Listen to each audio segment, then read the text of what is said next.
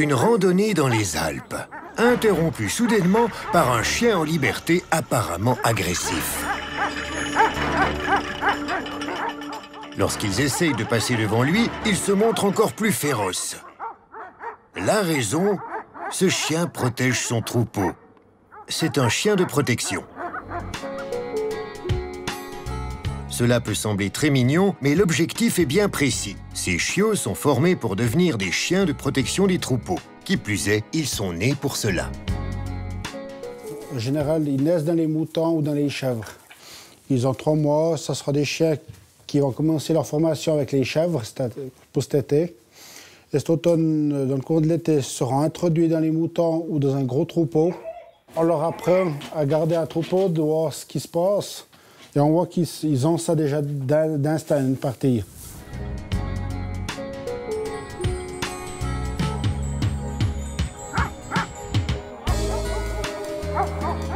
Le chien de protection fait partie intégrante du troupeau. Sa fonction est de le défendre contre ses prédateurs naturels. Les loups et les ours font leur réapparition en Suisse. Les lynx s'y sont réinstallés depuis plusieurs dizaines d'années. Au lieu de vouloir une nouvelle éradication immédiate des loups et des ours, de plus en plus de bergers misent sur les chiens de protection.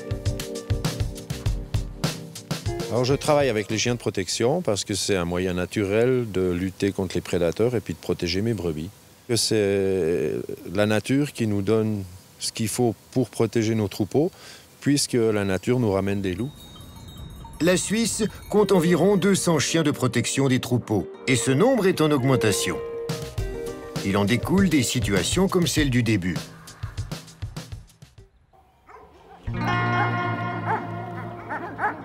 Des randonneurs ou des vététistes déboulent sur un chien de protection qui défend son troupeau.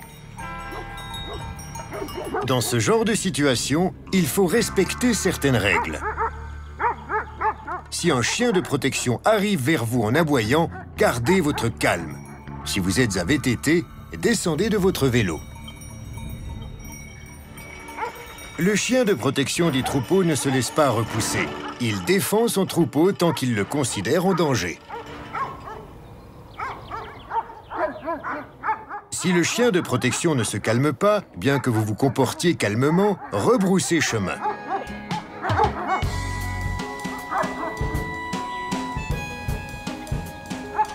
Dès que vous vous serez suffisamment éloigné des animaux, il s'arrêtera et se contentera de vous observer. S'il reste tranquillement sur place ou recule, passez lentement et à distance du troupeau.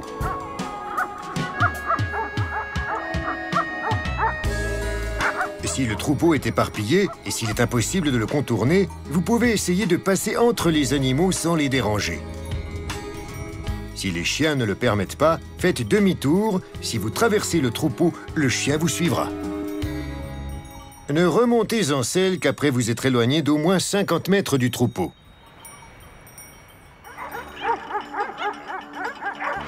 Le chien de protection des troupeaux réagit plus violemment aux prédateurs et aux chiens qu'aux hommes. Il est fortement déconseillé d'être accompagné d'un chien de compagnie dans une région où des chiens de protection des troupeaux protègent leurs troupeaux. Si vous vous retrouvez accidentellement avec votre chien de compagnie dans un troupeau protégé, tenez-le en laisse. N'essayez jamais de traverser un troupeau protégé avec votre chien de compagnie, mais contournez-le le plus largement possible. En cas de doute, rebroussez chemin.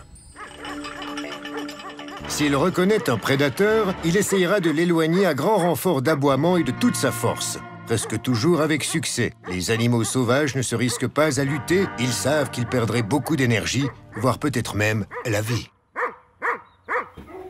Ce qu'on demande à un chien, c'est qu'il avertisse, qu'il ne soit pas agressif vis-à-vis des gens, mais que s'il y a un prédateur ou il y a quelque chose qui n'est pas normal vers les moutons, qu'il avertisse. Si les gens se comportent aux panneaux qu'on met, qui suivent, on n'aura pas de problème.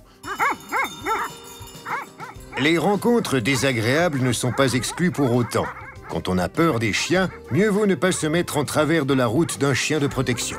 Tous les alpages sur lesquels des chiens de protection des troupeaux sont en activité sont représentés sur une carte online www.alpagos.ch. protectiondestroupeaux.ch. Elle peut vous être utile lors de la préparation de vos excursions.